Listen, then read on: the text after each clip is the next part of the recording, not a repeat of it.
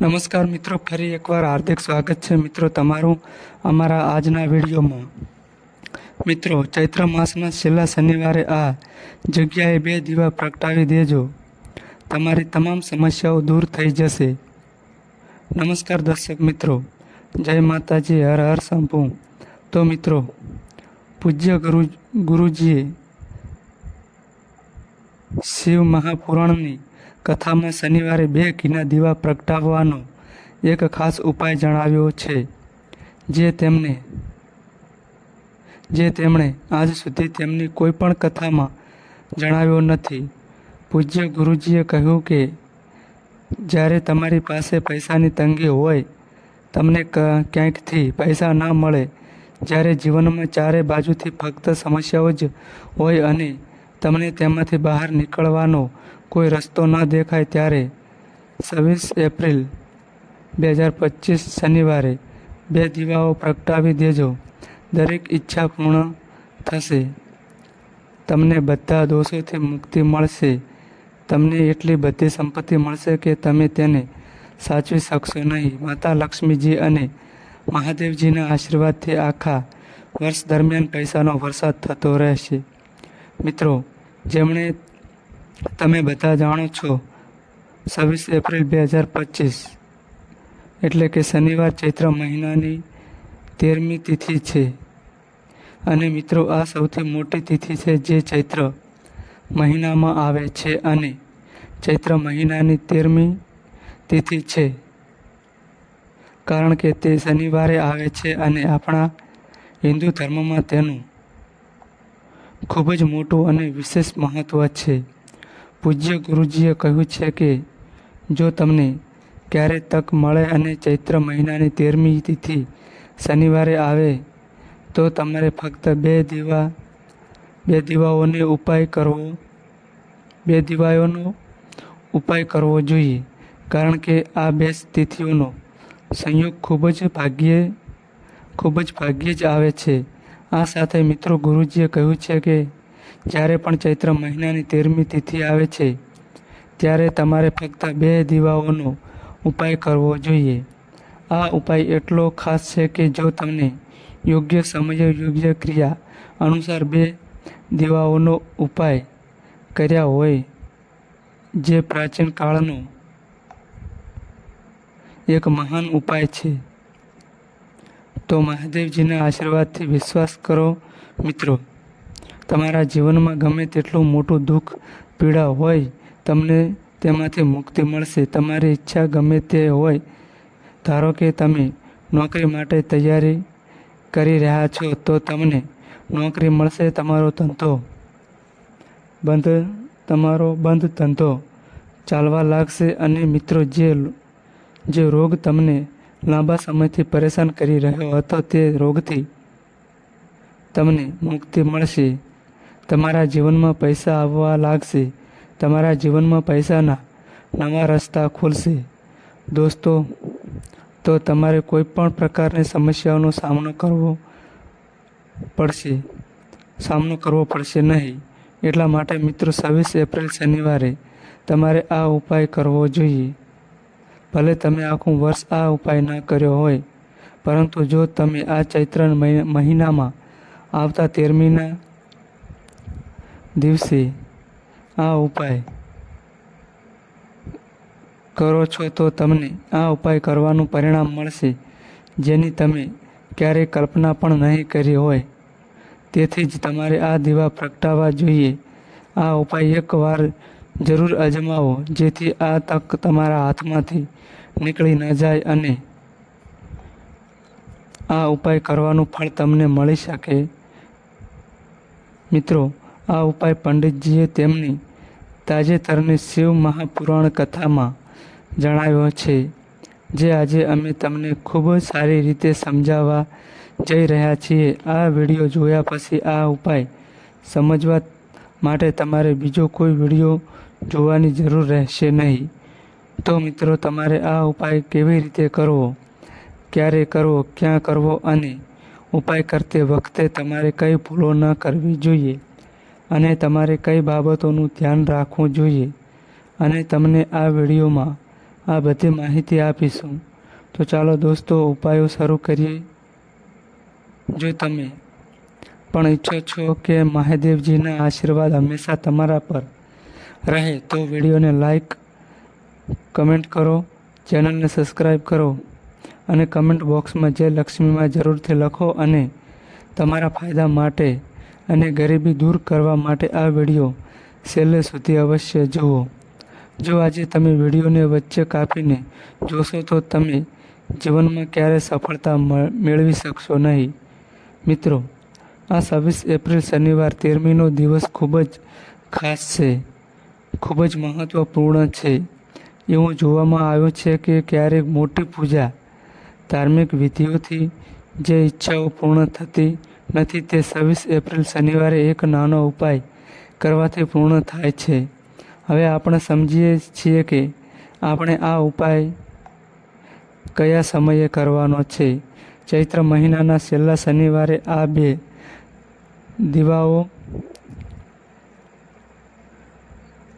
દીવાવાળો ઉપાય કયા સમયે કરવાનો છે, ક્યાં કરવાનો છે?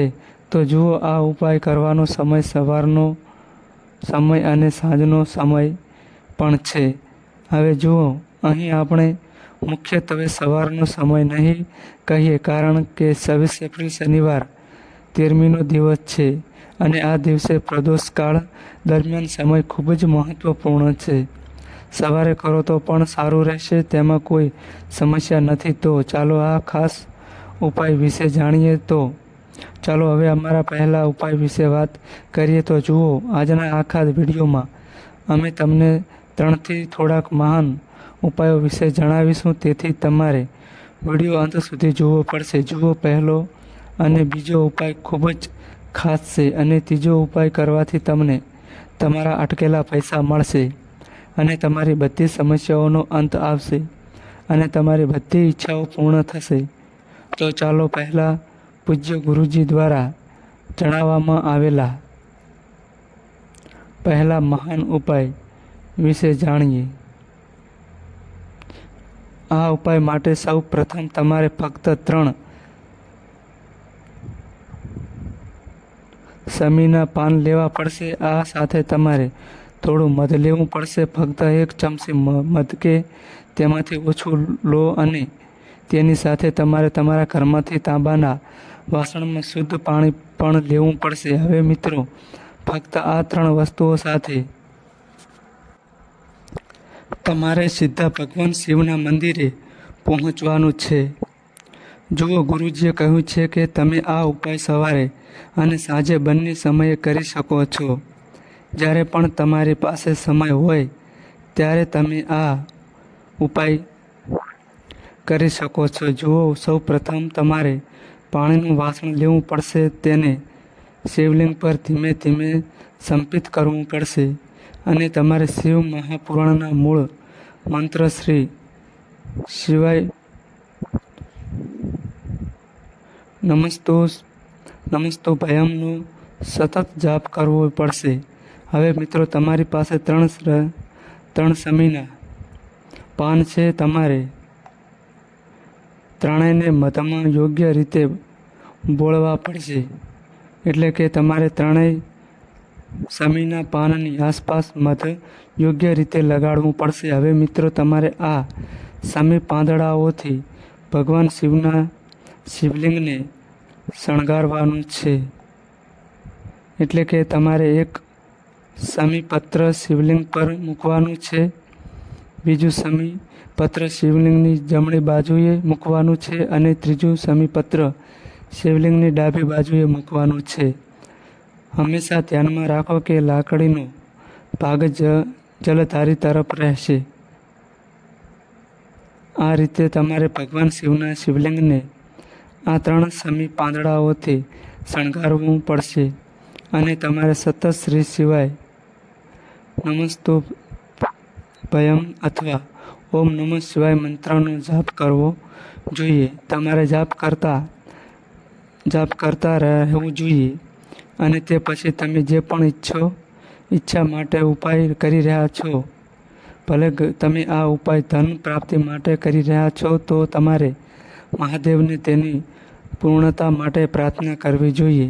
અથવા જો તમે આ વ્યવસાય માટે, તમારી નોકરી માટે અથવા તમારી મુશ્કેલીઓનો અંત લાવવા માટે કરી રહ્યા છો, તો તમારે જે પણ ઈચ્છા હોય તમારે મહાદેવને તે પૂર્ણ કરવા માટે પ્રાર્થના કરવી જોઈએ અને પછી તમારે તમારા ઘરે પાછા આવવું જોઈએ.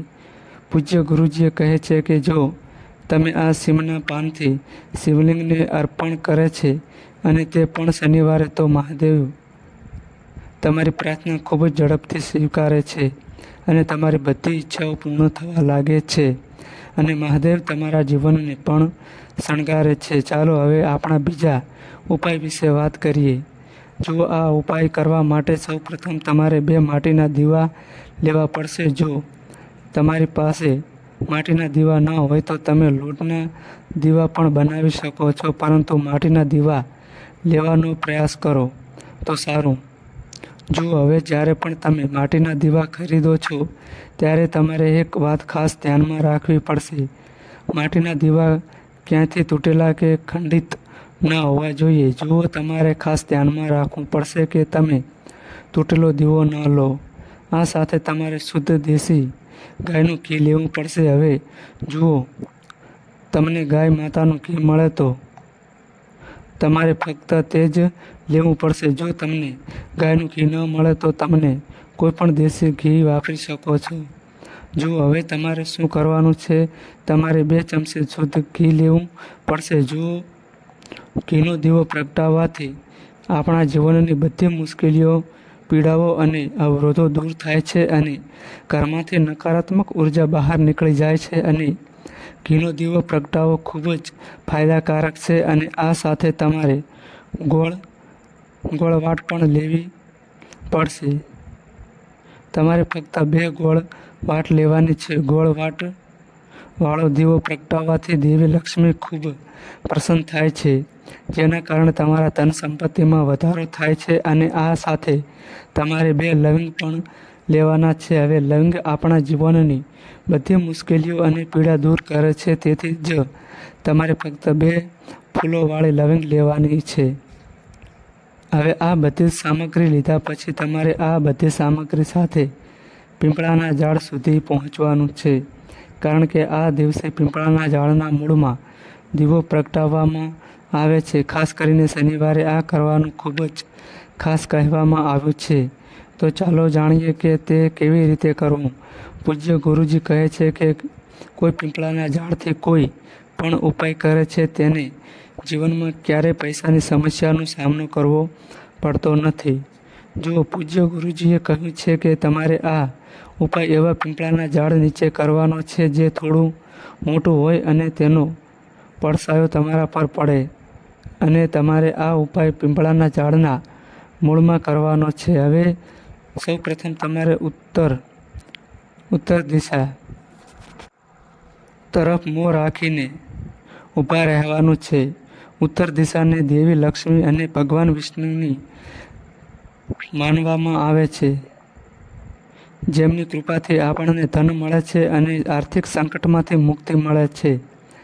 તેથી સૌ પ્રથમ તમારે પીપળાના ઝાડના મૂળ પાસે 2 દીવા રાખવા પડશે. હવે મિત્રો, તમારે આ બંને દીવામાં એક દીવો પ્રગટાવવો પડશે. દરેક દીવામાં તમારે 1 ચમચી ઘી નાખવાનું છે. તે પછી તમારે દરેક દીવામાં 1 ગોળ વાટ મૂકવાની રહેશે. ત્યારબાદ તમારે પિંપળેશ્વર મહાદેવનું નામ લઈને અને તમારું નામ અને ગોત્ર બોલીને બંને દીવા પ્રગટાવવાના છે. તે પછી તમારે 2 લવિંગમાંથી 1 તમારા જમણા હાથમાં રાખવાની છે અને લવિંગને પહેલા દીવા પર 11 વાર ફેરવવાની છે. જો તમે તેને 11 વાર ફેરવી રહ્યા છો તો તમારે ઓમ મહાલક્ષ્મી નમઃ મંત્રનો 11 વાર જાપ કરવો પડશે અને તમારું નામ અને ગોત્ર બોલીને તમારે પ્રાર્થના કરવી પડશે કે તમને ધન મળે અને ધન સંબંધિત બધી સમસ્યાઓ દૂર થાય. અને તમારે આ પહેલું લવિંગ દીવાની અંદર મૂકવું પડશે. હવે આ પછી તમારે બીજી લવિંગ પણ લેવી પડશે અને તેને ડાબા દીવા પર પણ 11 વાર ફેરવવી પડશે અને તમારે ઓમ નમો ભગવતે વાસુદેવાય નમઃ આ મંત્રનો 11 વાર જાપ કરવાનો છે. ત્યારબાદ તમારે આ સળગતા દીવામાં તમારું નામ અને તમારું ગોત્ર બોલવાનું છે અને આ લવિંગને આ સળગતા દીવામાં નાખવાનું છે. જુઓ, પૂજ્ય ગુરુજી કહે છે કે જે કોઈ આ તિથિએ આ ઉપાય કરે છે તેને જીવનમાં ક્યારેય પૈસા સંબંધિત કોઈ સમસ્યાનો સામનો કરવો પડતો નથી. તેનું સુતેલું ભાગ્ય ચમકે છે અને તેને ધનની દેવી માતા લક્ષ્મી મળે છે. હવે મિત્રો, આપણે પૂજ્ય ગુરુજી દ્વારા જણાવવામાં આવેલા ત્રીજા ખાસ ઉપાય વિશે જાણીશું. તો તમારે પણ આ ઉપાય ચોક્કસ કરવો જોઈએ. જુઓ, જો તમે ઈચ્છતા હોવ કે તમારા જીવનમાં ચારેય દિશાઓથી પૈસાની કમી ન રહે, એટલે કે ચારેય દિશાઓથી તમારા જીવનમાં પૈસાના સ્ત્રોત બંધ ન થાય અને ચારેય દિશાઓથી તમારા ઘરમાં પૈસા આવે, તો તમારે આજે જ આ ઉપાય કરવો જોઈએ. દોસ્તો, પીપળાના ઝાડમાં ભગવાન વિષ્ણુ અને દેવી લક્ષ્મીનો વાસ હોય છે. પીપળાના ઝાડને જુઓ, તમારે 4 મુખ વાળો દીવો લેવો પડશે. તમે માટીનો દીવો પણ લઈ શકો છો અથવા લોટનો દીવો પણ બનાવી શકો છો. તમારે દીવામાં 4 વાટ વાપરવાની છે. તેથી તેની સાથે તમારે દીવામાં ઘીનો ઉપયોગ કરવો પડશે. જો તમારી પાસે ઘી ન હોય તો તમે તલનું તેલ પણ વાપરી શકો છો અને તમારે 1 ચપટી હળદર પણ લેવી પડશે. હવે જુઓ, તમારે આ 4 મુખવાળા દીવાને પીપળાના ઝાડ પર લઈ જવો પડશે અને ત્યાં પહોંચવું પડશે. જુઓ, તમારે દેવી લક્ષ્મી માટે આ દીવો પ્રગટાવવો પડશે. તેથી તમારે ઓમ મહાલક્ષ્મી નમઃ મંત્રનો 108 વાર જાપ કરવો પડશે. પીપળાના ઝાડ પર ઉત્તર દિશા તરફ મુખ રાખીને આ 4 મુખવાળો દીવો પ્રગટાવવો પડશે. તે તમારા ઘરમાં સુખ અને સમૃદ્ધિ લાવશે અને તમારા ગરીબી દૂર કરશે. તો આ રીતે તમારે આ બીજો ઉપાય કરવાનો છે. હવે મિત્રો, અંતે આપણે ચોથા ચમત્કારિક ઉપાય વિશે જાણીશું. આ ઉપાય ખાસ કરીને રોગોથી મુક્તિ માટે હશે. જુઓ, આ ઉપાય માટે તમારે ફક્ત થોડું મધ લેવું પડશે અને આ મધ સાથે તમારે તમારા ઘરમાંથી તાંબાના વાસણમાં ફક્ત 1 વાસણ શુદ્ધ પાણી લેવું પડશે. હવે ફક્ત આ 2 વસ્તુ લઈને તમારે સીધા ભગવાન શિવના મંદિરે પહોંચવાનું છે. પૂજ્ય ગુરુજીએ કહ્યું છે કે શનિવારે તમે આ ઉપાય સવારે અને સાંજે બંને સમયે કરી શકો છો. જુઓ, સૌપ્રથમ તમે લીધેલા આ મધથી તમારે માતા અશોક સુંદરીના સ્થાન પર ઓમ બનાવવો પડશે. આ ઓમ તમારે તમારા જમણા હાથની નાની આંગળીથી બનાવવાનો છે. તમારે તેને તમારી બાજુની આંગળી અનામિકા આંગળીથી બનાવવાનું છે અને ત્યારબાદ તમારી પાસે શુદ્ધ પાણીનો લોટો છે. તેમાંથી પણ તમારે તેને ધીમે ધીમે ભગવાન શિવના શિવલિંગ પર અર્પણ કરવાનું છે. શ્રી શિવાય નમસ્તુ ભયમ મંત્રનો જાપ કરવાનો છે. પૂજ્ય ગુરુજીએ કહ્યું કે તમારે પાણી ખૂબ જ ધીમે અર્પણ કરવું જોઈએ અને અર્પણ કરતી વખતે તમારે શ્રી શિવાય નમસ્તો ભયમ મંત્રનો જાપ ઓછામાં ઓછા 11 કે 21 વખત કરવો જોઈએ. પરંતુ જેમ આ પાણી શિવલિંગમાંથી જલધારી તરફ વહે છે, તમારે તે જ કાગળમાં આ પાણીનો થોડો ભાગ લેવો જોઈએ અને ત્યારે આ પાણી મહાદેવ પાસેથી ઔષધીય સ્વરૂપમાં મેળવવું જોઈએ. તમારે મહાદેવને પ્રાર્થના કરવી જોઈએ કે મહાદેવ, હું આ પાણીને ઔષધીય સ્વરૂપમાં મારા ઘરે લઈ જઈ રહ્યો છું. મારા પરિવારના સભ્યોને શરીરમાં કોઈ રોગ થયો છે, તે રોગને દૂર કરવા માટે તમારે આ પાણી ઔષધીય સ્વરૂપમાં લેવું જોઈએ. આ પાણીનો આકાર બનાવો અને આ રીતે પ્રાર્થના કરતી વખતે તમારે આ પાણી તમારા ઘરે લાવવાનું છે. હવે મિત્રો, તમારે ખૂબ બીમાર વ્યક્તિને આ પાણી પીવડાવવું પડશે. એટલે કે તમારે તે વ્યક્તિને થોડું થોડું પાણી પીવડાવવું પડશે. પૂજ્ય ગુરુજીએ કહ્યું છે કે જે કોઈ આ પાણી પીવે છે તેના બધા રોગો અને બીમારીઓ મટી જાય છે. તો મિત્રો, આ વિડીયોમાં અમે પૂજ્ય ગુરુજી દ્વારા કહેવામાં આવેલા 3 મહાન ઉપાયો જણાવ્યા છે જે તમારે કરવા જ જોઈએ. જો તમે ઉપાય વિશે કંઈ પૂછવા માંગતા હો તો તમે કમેન્ટ બોક્સમાં પૂછી શકો છો. ઉપાય અંગે કોઈ ભૂલ ના કરો. તો મિત્રો, અહીં આ વિડીયોના માધ્યમથી બતાવેલી માહિતી તમને સૌને યોગ્ય લાગી હોય તો ચેનલને સબસ્ક્રાઈબ કરી વિડીયોને લાઈક કમેન્ટ અવશ્ય કરજો. વિડીયો જોવા બદલ તમારો ખૂબ ખૂબ આભાર. જય માતાજી.